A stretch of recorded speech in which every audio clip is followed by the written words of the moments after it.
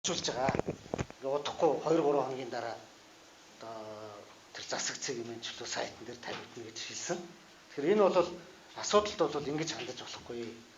Нэгдүгээр за ингээд гэрээ байгуулагдсан энийгээ одоо Дубайн гэрээ буюу одоо төлөвлөгөө энийгээ бид нар мөрдөх ёстой гэж ярьж байгаа. Гэтэл энэ нэгдүгээр сая хилний талаар асуудал хөгдлөө тий. Хоёрдугаарт энэ гэрээний нөгөө хүчинтэй байдал нь яг нөгөө өмнөх хөрөнгө оруулалтын болон хувь нийлүүлэгчдийн гэрээгээд бүр 9 онд байгуулагдсан гэрээ биш. Тэрэнд өөрчлөлт оруулсан болон тэрний одоо үр дүн дүгнсэн юм байдалтай байгаа юм л да. Гэрээ нь өөрөө Дубайн гэрээ. Тэгэхээр энэ Дубайн гэрээнд засгийн газрын одоо хэрвээ одоо өмнөх том гэрээнүүдийг өөрчилж байгаа бол засгийн газрын гишүүн заавал гар үсэг зурах хэрэгтэй байгаа юм л да. Тэгэхээр энд бол засгийн газрын гишүүн биш хоёр Эрдэнэс Монгол бол Эрдэнэс оюутлага компани захирлууд тухайн үед Бямс сайхан гам болд гэж хүмүүс хэлсэн. Энэ улсууд бол гар үсэг зурсан байдаг. За ингээд энэ гэрээг одоо өнөөдөр ямар шиг байдалтай вэ гэхээр бид нар яагаад бас энийг ингээд яаралтай өмнө нь эн чинь 15 онд байгуулагдсан одоо гар үсэг зурсан бичиг баримт шүү дээ. Тэгэхээр яагаад өнөөдөр ингээд ярьж байна вэ гэхээр энэ хугацааг хүртэл засгийн газраас ажлын хэсэг байгуулагдаад Рио Тинтотой одоо ярьж байгаа гэсэн сураг байсан. За тэгэл өмнө нь одоо навилгатай тэмцэх газрын нэтэргээд ингээд хэрэг үүссэн барьсан гэдэг. Дараа нь хамгийн сүүлд улсын хурлаас ажлын хэсэг гараад ингээд оюутлогыг шалгаж байгаа гэж байгаа шүү дээ. Тэгээд эднэрийн ингээд яг үр дүн ерөнхийдөө одоо хүлээх маягтай. Ер нь бол монголчууд бүгдээрээ л хүлээж байгаа гэж ойлгож байгаа шүү дээ. Ийм байсан. Гэтэл хэдхэн хоногийн өмнө засгийн газрын хэрэглэх газрын дарга Зандан шатар мэдээлэл хийсэн. Засгийн газар дээр бол одоо энэ оюутлага одоо асуудлаар ярилцсан гинөө тийм нэг шийдвэр гарсан маягтай юм ярьсан л та. Энэ дээрээ болохоор энэ оны 1 сараас эхлээд засгийн газартай энэ Рио Тинтотой засгийн газраас ажлын хэсэг гаргаа ярьж байгаа юм лээ. Тэгэхээр энэ юу гэж ярьж байгаа нөхөр одоо зээлийн хөв аягүй өндөр байгаа. 34% бид нар ч нөө зээлээр авцсан байгаа шүү. Тэгэхээр 34% зээлийн хөв бууруулах тухай. Гэтэл 34% зээлч биш. Ерөөсөө энэ оюутлага төсөл маань тэр чигээрээ зээлээр санхүүжээд явж байгаа байхгүй. Тэгэхээр тэр зээлийн хөв бууруулах биш. Зөвхөн 34% гэсэн тийм одоо маш жижиг хэсгийг одоо энэ асуудлын жижиг хэсгийг засгийн газраас шийдэх гэж байгаа. За тэгээд цаашдаа нэг татварын одоо нэг 155 сая долларын нэг акт тавьчихад байгаа байхгүй юу? Манай засгийн газраас тэрэн дээр яриад 35 саяыг нь төлөхөр болсон тохирсон энэ гэдэг иймэрхүү юм ярьсан юм л. Тэгэхээр энэ бол энэ засгийн газраас одоогийн засгийн газрын баримталж байгаа энэ байр суурь бол өмнөх Дубайн гэрээг бүлээн зөвшөөрөөд бүр ингээд цаашаа үргэлжлүүлээд явцсан юм байдал харагдаад байна. Тэгэхээр маш олон одоо иргэний нийгмийн байгууллага ялангуяа одоо манайх бид нар бол Дубайн гэрээг битгий хэл нөгөө өмнөх хувь нийлүүлэгчдийн гэрээ, хөрөнгө оруулалтын гэрээний одоо үр дүн тэрний одоо хүчинтэй хэсэг энэгээр ч энэ ажлын хэсэг 13 онд байгуулагдсан ажлын хэсгийн дүгнэлтчдэр бид нар бол Монголд бол энэ тохиролцоо хэтэрхий их хохиролтой байна. Тийм учраас энийг бол хүлээн зөвшөөрөх боломжгүй гэд дараа нь байгуулагдсан Дубайн гэрээг бол мэдээж бүр хүлээн зөвшөөрөх ёсгүй гэд ингээд ийм байр суурьтай байгаа шүү. Гэтэл өнөөдрийн засгийн газар айл хэдэн Дубайн гэрээг нөгөө хүлээн зөвшөөрчихсөн. Одоо тэгээд зөвхөн зээлийн хөв бууруулах одоо бараг тэрийгэ тохирчихсан гэсэн ийм маягтай юм ярьж байгаа байхгүй юу. Тэгэхээр энэ бол хязгаарч ер нь бол хүлээн зөвшөөрж болохгүй. Тэгээд хамгийн гол нь ирээдүйд одоо маш их хохирол авчрах юм зүйл байгаа юм л та. За тэгээд яг хөө энийгээ бид нар нэг яагаад энэ цаашдаа ирээдүйд тохиролтой өнөөдрийг хүртэл тохиролтой байна гэдэг талаар хэдэн тоо хэлээ л да. Тэгэхээр өнөөдрийг бол оюутлага уурхаагаас зис энэ слайдыг харагч уу. Зис 903 мянга 700 кг гарч байна. Энд гарч байгаа. Тэнд ард гарч байгаа шүү дээ. Алт болохоор тоонд шилжүүлэх юм бол 61.7 тонн алт. Мөнгө бол 176.6 тонн мөнгө гарсан байна. За ингээд нэг 6 тэрбум одоо 6.5 тэрбум доллараар тэгэхээр борлуулсан байна. Яг нь 2013 оны 3 дугаар улирдлын би нэмж оруулж мэдэхгүй байна л та.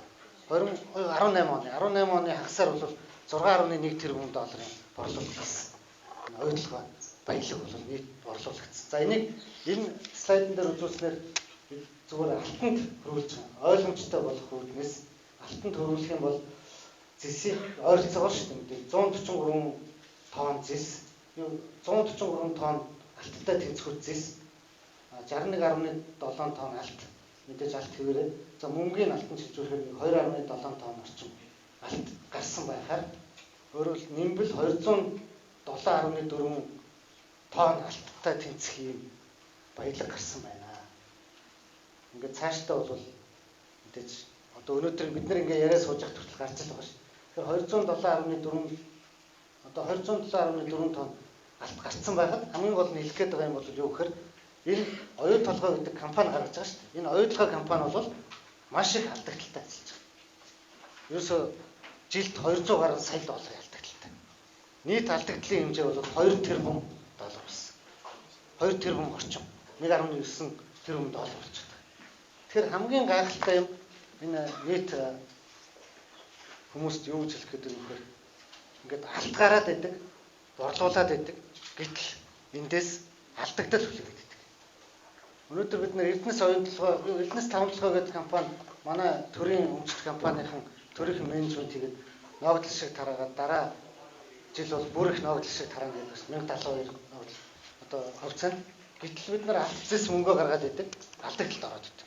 За өнөөдөр бас энэ Дубайн гэрээний энэ одоо үйлчлэлийг зогсоох шүүхэд яагаад хандах ёстой вэ гэхээр оюун толгойгоос энэ 2022 оноос ийм бол ийм слайд ийм одоо нөгөө гарах баялагын хэмжээ 4 сая хэмжээг нь хэллээ шүү дээ тийм ингэж өссөн.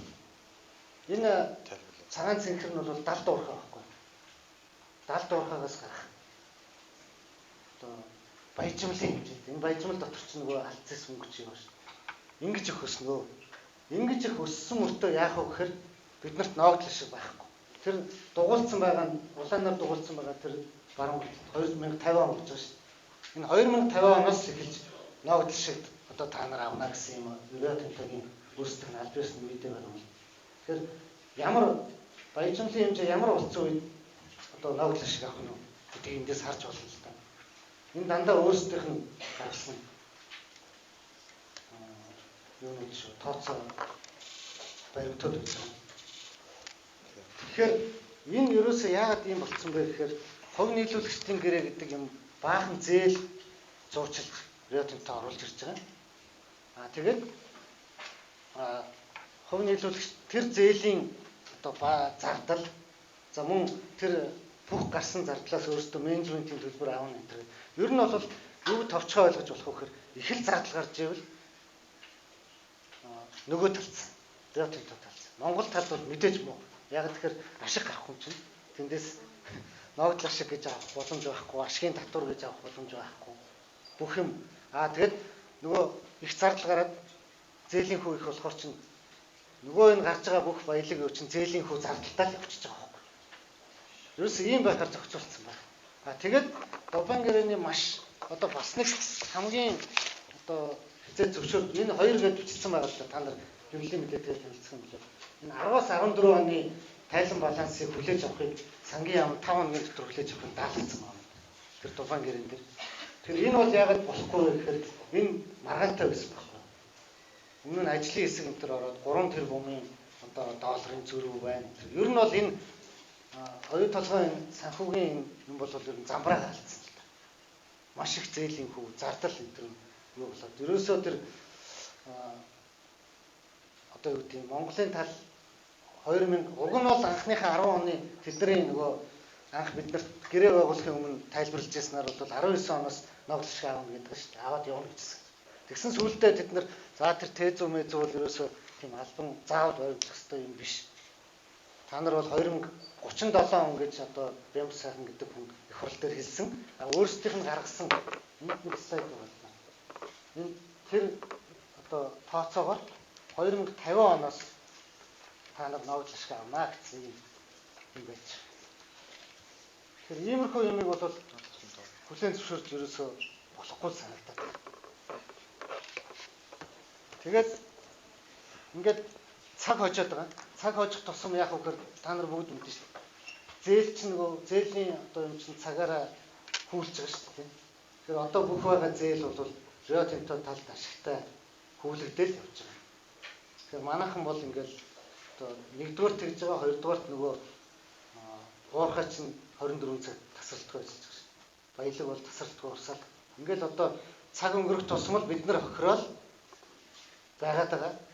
Гэхдээ энийг бол Рио Тинто талаас болон манай одоо зарим улсуудад юу гэвэл та нар бол ярьж болохгүй. Зүгээр л 2050 онд ногдол шиг авах хүлээгээд үжээ гэсэн. Одоо энд байгаа юм л да. Энэ хараар тэмдэглэсэн байгаа. Энэ ер нь бол манай засгийн газар монголчууд ийм 5 байрлалаар 5 төрлөөр одоо хүлээ юу гэдэг орлого олох юм шиг байна. Тэгээд тэр хар нь бол ногдол шиг байхгүй. 50 оноос авч эхэлнэ. Гэхдээ 50 он хүртэл бол бүтээж байхгүй. Яг тэгэхээр 2037 он гэдэг нөгөө лиценз нь дуусах шүү дээ. 30 жилээр. Дахиад 2 удаа 20 жилээр нийт 70 жил. 30 жилийн дараа лиценз сонгох ч юм уу, сонгохгүй ч юм уу. Тэнд оюутлогод одоо ямар шүүж байдалтай байх юм. Тэгэхээр 2000 энэ 50 оноос ногдол шиг авна гэдэг бол тэгэхгүй ер нь бол судлаа байх л гэж бодож байгаа шүү. Тэгээд энд нөгөө гол тэр хамгийн доор байна уу? Авчдаг хүрнээр байгаа нь л одоо бодит орлого манай яг хүрн. Тэр бол нөгөө нэг royalty гэж яриад байдаг шүү. Ашигт машины нөөц ашигласны татвар гэж амнат гэж ярьж байгаа. Энэ 5% байхгүй. Гарч байгаа баялагаас баяжмлаас одоо ингээд асуулт руу юу гацыг гарч. За би нэг нэмээд нэг ганцхан юм хэлчихэ. Энэ хараа бид нар одоогийн байдлаар энд байгаа байхгүй юу? 2018 он тий оюутлогын одоо олборлолт ийм хэмжээд байгаа байхгүй юу? Тэгээд одоо нөгөө өрөм гэдэг далдуурхаа оронгууд ч өрөмийн хэсэг энэ байхгүй. 4 дахин илүү бид нар алт мөнгө зис гарах байхгүй юу? Энэ хэсэг. Яг энэ хэсэг. Тэгээд бид нарыг болохоор тэгээд энэ нөө чинь ингэж явж байгаа 50 он энэ ингээд дуусах байхгүй юу? 50 он дуусахад монголчууд ногдлоос. Тэгэхэд тэр үед бол Рио Тинто айлдаа гараа явуулсан. Бүх хэсгийг авсан. Бид нар монголчууд бүгд өртөө болцсон. Тэгээ энэ хэсгийг алдсан байна. Тэгэхээр эдгээр бол энэ дээр бол бүх одоо тооцоогоо хийцээ. Энийг авах гад бодож үзэж байгаа нөхдүүд. Энэ нь одоо улс төрийн нөхдүүдтэй хувьлда тэр гэрээний 2009 оны оюутлогын гэрээний хор уршиг бол энэ дээр байгаа юм аа. Тэгэхээр энийг бас та нар сайн анхааралтай сайн тогтоогоо сайн бичээд авах хэрэгтэй. Тэгээд одоо Батэрдэн зөвлөх маань одоо бид нар яаж болох вэ? Юу хийж болох вэ гэдэг бол товч хэлэх бол тий. Ямар гарч байна? Яг одоо бол ингэх л ёстой юм. Одоо ч биш. Ер нь бол нөгөө 34% бид нар эзэмшиж байгаа шүү дээ. Тэр 34% төлөөлөөд 3 хүн төвцөд сууж байгаа. Тэр 3 хүн бол ерөөсөө л Монгол улсын эрх ашигыг хамгаалахын төлөө ажиллах ёстой. Тэр улсууд одоо энэ өдийг болтол юу хийж ирсэн бүгд одоо л ажиллаж л байсан байх л та. Гэхдээ бол ажиллалаа гэж ерөөсөө манай талд бол олигтой бол болоогүй. Тэгээд манайхан энэ нөгөө нэг юу яадаг шүү дээ. Энэ гэрээг хийдэг шүү дээ. Энэ гэрээ тэгэл Дубайн гэрээ Рио Тинтотой ярих болгондоо баахан зөвлөгөө авч гадныхнаас авсан байна. Жишээлбэл хамгийн сүүл Америк нэгдсэн улсын нөгөө Painter гэдэг компаниас 17 тэрбум төгрөгөөр зөвлөгөө авсан гэж байна шүү дээ. Тэгээд зөвлөгөө авсан хамгийн ихэнд бол Goldman Sachs гэдэг нөгөө том банкнаас хөрөнгө оруулалтын гэрээ хийхдээ зөвлөгөө авсан 2009 онд. Тэгээ бид нар энэ зөвлөгөө нь одоо юу зөвлөсөн байдгийг яагаад ингээ Монголын талд ийм ашиггүй юм болсон байдгийг ингээ юу зөвлөсөн асар их өнөр зөвлөгөө авсан байна. Нэтэрэг нөгөөхийг хайхаар зөвлөгөө авсан юм ерөөс олддог. Тэгсэн мөртөө зөвлөгөө авсан юм бол яхаараа Монгол хуулиур байхгүй гэрэн дээр очиод Дубайд ганцхан англи хуулиур дээр зурцсан гэдэг. Монгол талаас айгүйх ажилласан гэдэг. Энэ юмнууд нь ерөөсөө байхгүй. Тэгээд 3 гишүүн юу хийж байгааг нь мэддэхгүй. Тэг ингээд дахаар чи нөгөө нэг манай Монголын тал бол хохиролтой л яваад байгаа юм л. Тэгэхээр бид нар бол цааш энэ 3 гишүүнийг ажиллаа хийхийг шаарддаг. За тэрийг мэдээж улсын хурал засгийн газар энэ төр бол айгүй сайн авч үзэх хэрэгтэй юм л да. Тэгээд Рио Тинто ч яг үнээр дээр бол 33.5% эзэмшиж байгаа шүү дээ. Манай оюут толгой. Тэгэхээр 34 гэдэг чинь бид нар монголчууд бид нар хамгийн том хувьцаа эзэмшиж байгаа. Тэгсэн мөртөө өнөөдөр ерөөсөө юу гаргаж байгаа байхгүй. тэр нөгөө санал гаргаж байгаа юм байхгүй. Зөвхөн айлын талын нөгөө бүх юмд хөтлөгдчихсэн. Тэр зээлийн хүүг одоо нэг бууруулаад өгөөч энэ төр гэсэн тийм одоо нэг өрөвдөлтэй байдлаар Рио Тинтотой харьцсан ийм л байгаад байгаа юм л. Тэгэхээр энэ байдлаар бид нэр засахгүй бол мэдээж нөгөө тал бол өөрсдөд нь ашигтай юм чи ингээл үргэлжлээд байгаа. Тэгэхээр гол юм бол одоо тэр гурван улсуудыг ажилд нь оруулах мөн энэ улсын хурл энийг одоо айгуу сайн харалт аваад засгийн газар ч гэсэн байр сууриа тэгж нөгөө талд хөтлөгдөж явахгүй бол ийм л одоо гол байгаад байгаа. Шийдвэрлэх хэрэгтэй. За жишээ нь түрүүнд би одоо ганцхан жишээ энийг гаргаж байна. Яагаад Рио Тинто ингэж байгаа юм л да нөгөө зардал гарвал их сайн зээл их орж ирж шүү дээ. Бүх оруулж ирж байгаа хөрөнгө оруулсан гээд 7 тэрбум 8 тэрбумын хөрөнгийг одоо хүртэл орууллаа гэдэг ингээд бахан сурталчилгаа яваад байгаа шүү дээ. Энэ нь бол зээл маягаар л орж ирээд байгаа байхгүй юу дандаа. Гэхдээ яаж жишээ нэгэн удаагийн жишээ 121 сая доллар оруулснаа тэрийг 287.4 болгоцсон байна. Жишээ энэ жишээ бол энэ жишээ дээр. Энэ нь болохоор 121 сая долларын одоо тоног төхөөрөмжийг 2008 оны 8 сарын 13 гэхэд Рио Тинто оюутлогоо уурахад нэгэн л ороод ирсэн байгаа тоног төхөөрөмжийг буцааж худалдаж авсан байна. Рио Тинто. Энийг бол яг хөөр хөрөнгө оруулалтын гэрээний дараа та нар буцаагаад худалдаж авна гэх. За ингээ буцаагаад авцсан. Энэ бол нөгөө 13 оны шалгалтын явцад одоо гарцсан зүйлс шүү дээ. Манайхан бол манай энэ шалгалтын сангийн татварын газар бол энийг одоо илрүүлсэн гэж хэлж болно юм байна. Тэгээд буцааж өгөхдөө 74 сая доллар нэмсэн байна. 74.4. Ингээд 195.4 сая долларыг зээлээр бичсэн. Ойлгоо. Тэнгүү зээл юм чинь чи яг хөр хүүтэй.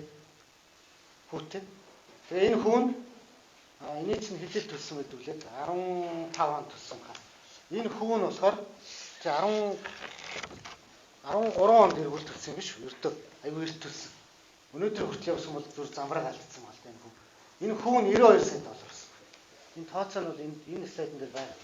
Энэ яг нөгөө өөрсдөө далбаарсны тооцоо шүү. Тэгэхээр энэ бол юу гэж хэлж байгаа нөхөр 121 сая долларыг 287.4 болгоцсон. Одоо нэг өсний илбэл гэсэн үг л дээ. Тэгээд өөрөөр хэлбэл тэр 8 тэрбум доллар одоо эдгээр чи 11 тэрбум төрсөн гэж байгаа шүү дээ. Ингээл нэмэгдээл яваад. Бид нар бол 22 он гэхэд 26 тэрбум доллар төрнө гэсэн тооцоо байна. Нэг юм юу байх юм. 4 тэрбум яаж 26 болсон гэдэг. Тэр 22 он гэхэд бол ийм 26 тэрбум болох. Тэгээд ингээд нэмээд байгаа юм чинь энэ чинь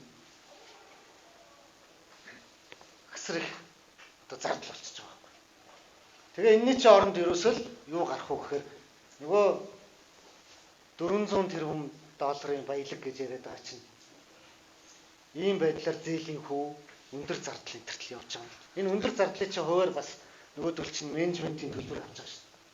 Тэгэхээр Рио Тинто болон энэ одоо сурталчилж байгаа улсууд бол ингэж ярьдаг.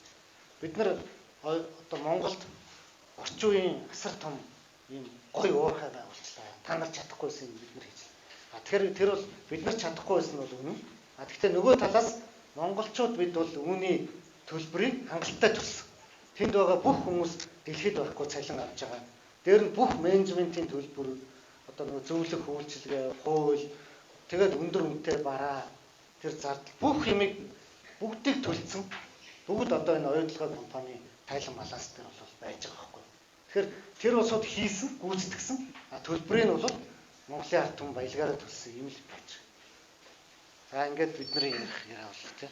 Би ганцхан нэмэлт хэлчихэ. Одоо та нар ингээд бодлоо 5 толгой, X 5 толгойн компани ашигтай ажиллаж юм чинь бас нүүрс гаргаж байгаа тийм. Нүүрсийг одоо алхтай ханцуул шороо гэж хэлж болно шүү дээ. Гэтэл одоо нүүрс шороо агаад ингээд бид нар маш их хэмжээний ашиг олоод байдаг. Төрөмж эрдэс тавтан. Гэтэл алт мөнгө дис гаргаад өрөнд ороод байдаг. Ямар ч ашиг болоод байдаг. Ийм нэг утгагүй байдлыг бид нар энэ гэрээ олох хэрэгтэй байхгүй юу? Тэгэхээр энийг бол энэ дээр зогсоох хэрэгтэй. Энэ дээр захын газар энэ яамтай ажиллах хэрэгтэй. Тэгээд сэтгүүлч сонирхсан асуудал асууж байна. Би чимэд дөрж юм байна. нэгдлийн DM нэгдлийн эдийн засгийн зөвлөгөө. Дахин Монгол нэгдлийн өдөр тушаалтын дарга ашиглаж юм байна. Дээд аш тий. Дээд аш. Цаг.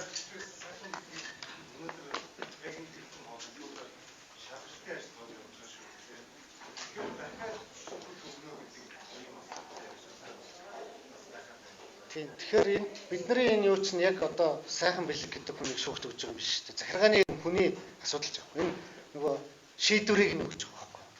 Шийдвэрийг гаргасан захирамжийг тэр дөрвөн захирамжийг наад юм дээр чинь байна.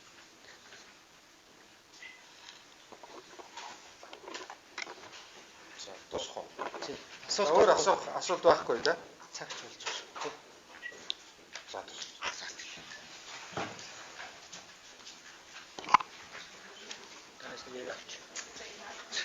Яриа асуулт шүү. Ханаа зөвлөөр. Сайн асуулт авах. Маш чухал асуулт. Атра.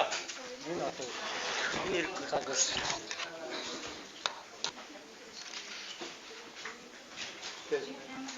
Маш ирээд авчих шүү дээ. Шууд ирээд аваад. Бас энэ цагч юм уу? Дөрөв. Цагч тий.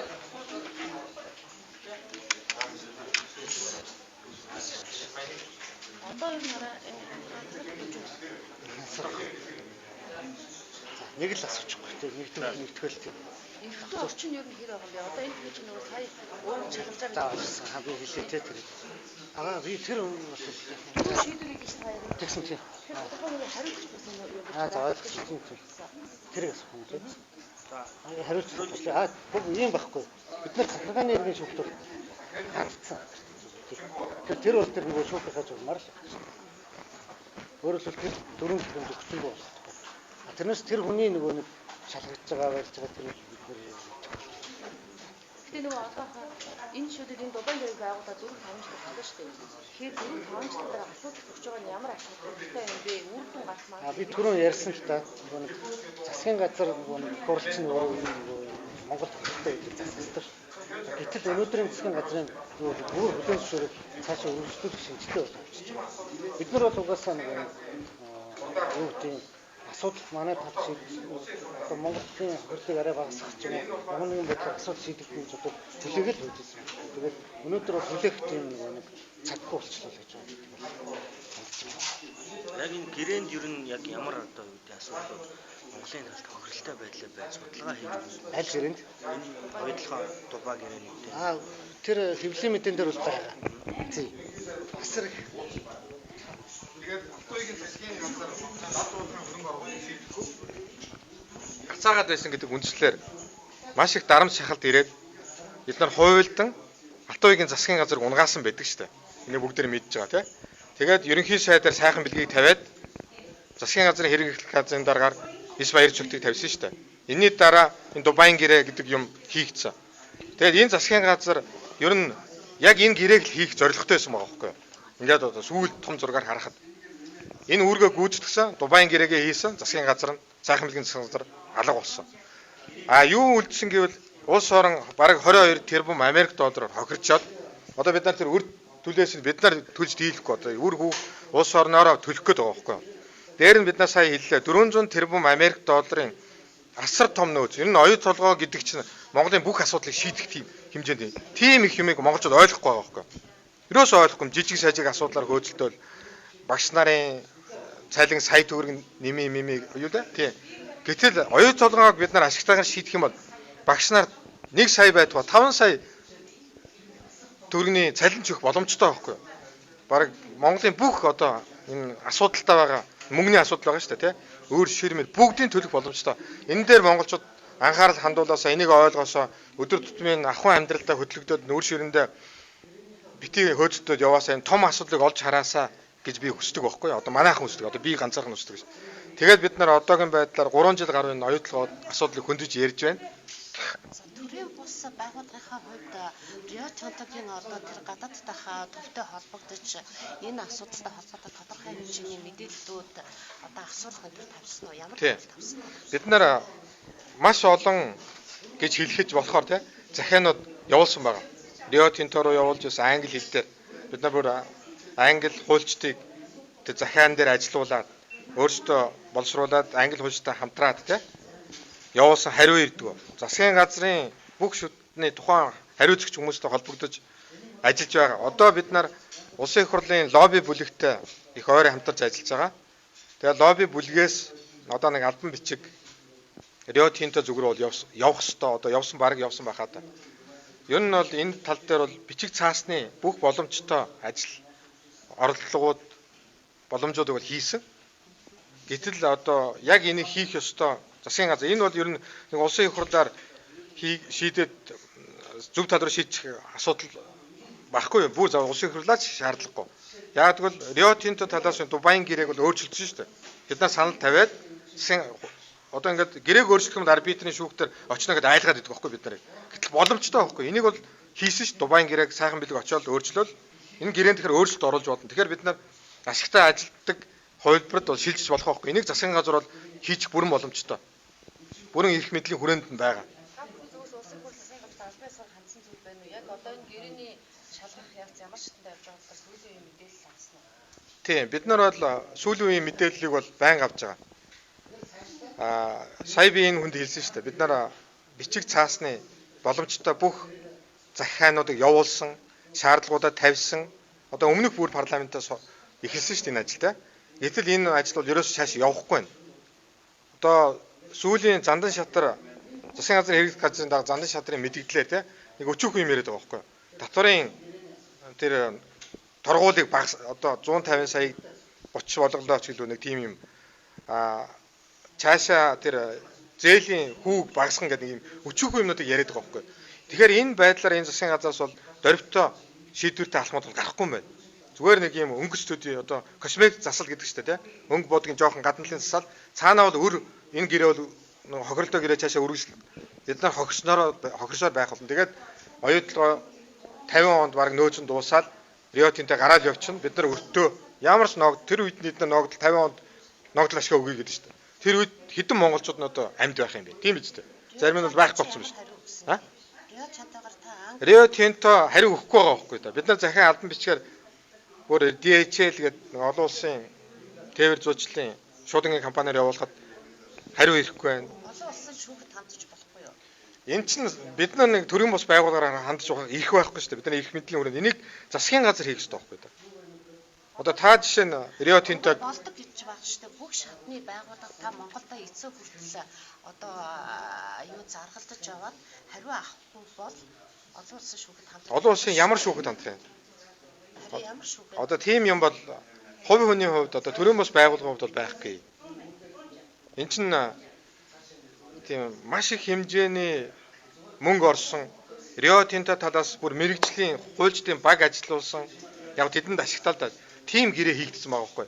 Тэрний эсрэг чинь засгийн газар улс орноор хөдөлж байж л эднэртээ гэрээг өөрчлөнө гэхээс биш хувь хүн төрийн бус байгууллагаар яваад бол энэ олон тэр олон улсын валютын санд хүртэл нөлөөлдөг шүү дээ бид нар чаа. Олон улсын валютын санд нөлөөлөөд Монгол улсын засгийн газрыг улсын их хурлыг буулт хийлгдэг энэ том компанитай бол дийлэхгүй. Тэгэхээр бол засгийн газар төрд эх орны гэсэн сэтгэлтэй зөв улс төрчдийг оруулж байж тэд нар энэ асуудлыг хөндөж байж засгийн газар талаасаа идэвхтэй алхмууд хийгдэж байж энэ гэрээ өөрчлөгдөнө. Тэр арбитрийн шүүхэд очно гэдгээс бол айж болохгүй. Яг тэгвэл улс хохироод алт гаргаад байхад өрөнд ороод ашиггүй болоод байдаг юм гэрээ хийчихэд арбитрийн шүүхээр буруудна гэдэг би бол хувьд итгэхгүй. Энэ гэрээг хийгээд 4-5 жил болж байгаа. Хоёрдугаар хариуцах эзэн гишний хүн одоо та нар шүүхэд гомдлол дахиад хариуцах гишний хүн байх хэрэгтэй. Тэгэхээр өнөөдрийн байдлаар бол энэ хүмүүс албан шалгаа өгөөд явцсан байж байгаа. Тэгэхээр эргэцүү орчин ямар үгүй та нарын одоо нэг гаргаж байгаа гомдол эргээд та бүхний талд шийдэгдэх магадлал хэр байгаа юм бэ? Тий, сайхан бэлгийн хувьд болохоор эх орноосоо баг ургасан үйлдэл хийсэн шүү дээ. Энэ чинь улс орны тоглоом шиг зүгээр нэг хувь хүн хоорондоо яриад хоёр хүний хувь хүний хооронд даруй зураг гэрээ хийсэн юм шиг юм хийгдээд тэрэнд ихтэл 22 Америк тэрбум доллар гэж боддоо. Одоо Монгол төгрөгч шилжүүлвэл хэдэн их найд юм бэ те? Манай төсөө хэд дахин ийм юм хийчээд яваад гсэн хүн те. Тэгэхээр энийг бол бүр улс орноосоо урвсан гэдгээр энэ хүнийг зүйлжлээд тэр багт нь байгаа одоо тухайн үед чинь оюутлогын төлөөлөл удирдсан гам бол бямс одоо бямсаахан те энэ хийсэн нөхдүүд энэ зураг нэ шүү дээ. Энэ нөхдүүд ч гэсэн хамт хариуцлага өгч шудраг шүүгээр хатуу шийдэгдэх ёстой байхгүй тий. Тэгэхээр шүүх юу нь яаж хүлээж авах юм бэ? Шүүх бол одоо бид нар нэхэмжлэл гаргацсан байгаа. Гэхдээ манай тал шийднэ гэж би бол итгэхгүй. Эргэлзээтэй байна. Яг бол бид нар чинь ямар нэгэн гогтыг одоо шалтгаан олж байгаа нэхэмжлэлийг хүлээж авахгүй байх үндсэлтэй байхгүй тий. Одоо төрийн бус байгууллагын тийм байна, тайлангаа өгөөгүй байна, яа гэхэд бид нар ямар нэгэн аргаар нэхэмжлэлийн тийм шүүх хурлын процессыг бол эхлүүлэхгүй байх магадлал. Бид нар захирамжийг хүчингү болгох гээд өгсөн шүү дээ. Сайхан бэлгийн гаргасан 4 захирамж байгаа шүү дээ. Өөрийн ганц гар усгаар зурцсан. Засгийн газараар хилцээгүй, тогтоол гараагүй.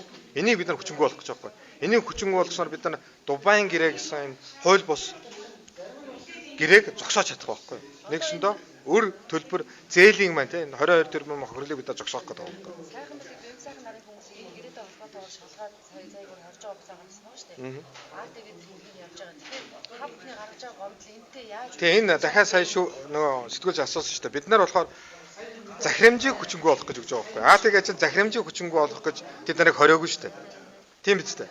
А бид нар болохоор захиргааны шүүхэд энэ сайхан бэлгийн гар усыг зурсан 4 захирамжийг хүчингү болгох ёстой. Хууль зөрчсөн байна гэдгээр. Тэгээ бас нэг асуудал нь энэ сайхан бэлгийн захирамжийг баг үндсэн хуулинд цэцэж өгч болох байхгүй юу? Үндсэн хуулинд заасан байгаа шүү дээ. Альва нэгэн шийдвэр, том хэмжээний шийдвэрийг те нийтийн кабинетын зарчмаар шийдэх ёстой. Гэтэл нэг хүн гар усыг зурсан байгаа байхгүй юу? Энэ бол бас үндсэн хуулийг зөрчиж байгаа. тодорхой хугацааны дараа одоо 4-5 жил өнгөрсөн байна шүү дээ. Хав бүхний гаргаж байгаа үндсэл одоо надад бас ерөнхийдөө санагдаад байна. Тухайн үед энэ асуудал гэртээ зүг гараад нийл болсон. Сайхан бэлэг Дубайд очиод улсын төвлөрөлд буруу гэрээ хийсэн байна гэдэг тодорхой болсон үе та бүхэн яагаад хойш шүүхэнтэй юм уу? Асуудал босч байгаа. Наадах чинь тухайн үеийн их оронч гишүүд Ганбаатар, Уянга бүгд хөндөж тавиад чуулганаас яриад элдв шаардлагууд өгөө дийлэг байхгүй. Оюун толгойн хувьд болохоор чинь та нар нэг тоо бас тогтоогоод авах хэрэгтэй. Жилд бид нар 2 тэрбум Америк доллар, 2 тэрбум гэдэг чинь хэдэн их 80 доо. Америк долларын баялаг гараад байгаа байхгүй. Жил болгоо. Гэрээ хийснээс хойш жил одоо өдөр шөнөгүй уурхай ажиллаад байгаа байхгүй. Зөөгдөд байгаа баялаг. Тэгэхээр чи одоо ингээд өрөнд ороод байдаг ашиггүй байна. Тийм Дубайн гэрээгс чинь болсон байхгүй. Яг тухайн үед яагаад тэгээгүй хэлж штэ тий. Тухайн үед эрх мэдэлтэй улсын их хурлын гишүүд хүртэл дийлээгүй штэ. Ганбаатар тэр Дубайн гэрээг одоо тэгээ яах ингээ хайчих юм уу бүгдээ? Үгүй штэ. Энийг бид нар боломжийг харж шүүх хандсан байх гэж байна. би чи одоо нэг юм айгүй олоод асуугаад байхгүй. Захирамжийг бид нар хүчингү болгох гэж шүүхт хандлаа. Тэрийг ойлгох хэцүү байна гэж юу? Үндсэн хуулийн цэцэд хандсан уу? Бид нар үндсэн хуулийн цэцэд хандаагүй. Бид нар ер нь хуульчдтайгаа ярьж байгаад хандах магадaltaй гэж үзэж байгаа. Баримтуудаа хаанаас болдог одоо энэ тоо? Бид нар баримтуудаа улсын их хурлын гишүүдтэй хамтарч их ойр ажилладаг болохоор улсын их хурлын гишүүдээс аавна өөрсдөө бид нар англи хэл дээр англи хэлтэй хуульчд энэ манай судлаач манай энэ зөвлөх маань ч гэсэн англи хэлтэй бид нар материалуудаа дандаа их үүсвэр Туркис хэлний хуудас Рио Тинтогийн тайлан одоо эдгээр чинь тайлан гаргаж байгаа шүү дээ тайлангаас авч байгаа. Тэгээд бид нарын энэ гаргасан бүх материал баримттай бид нар энэнийхээ төлөө хариуцлага хүлээн. Тэгэхээр энд бол эргэлзэх юм байхгүй. Яг одоо яг ямар баримт гэдэг хаанаас үгүй. Улсын хурлын гишүүд Одоо маш их баримт тэр биш үү тэр. Гэхдээ лобби гээд 15 гаруй гишүүнтэй бүлэг байгаа шүү дээ. Одоо юу лээ? Албан бус бүлэг те. Лобби бүлэг. Тэр хүмүүстэй бид нар ер нь улсын их хурлын 76 гишүүд дотор ч яг хүмүүс бүгдээрээ 76 муу гэдэг те. Тэгэхээр энэ дотор ч их оронч бас их орныхоо төлөө сэтгэлдээ зөв улс төрчид байгаа шүү дээ. Эднатаа бид нар бол хамтарч ажиллаж байгаа. Байнга мэдээлэл солилцдог.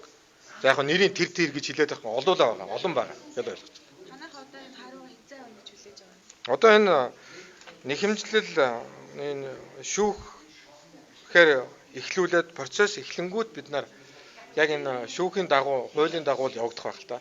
Тэг чи хэцүү шүү дээ. Чи шүүхийн процесс айлаар уддаг үлээ те. Эхлүүлчихэд их сайн байна. Бид нар эхлүүлэхийн тулд өгсөн байгаа. Тэгээд хугацаа бол аль болохоор хурдан шийдэгдээсэй л гэж хүсэж байна. Та түрүүн дахин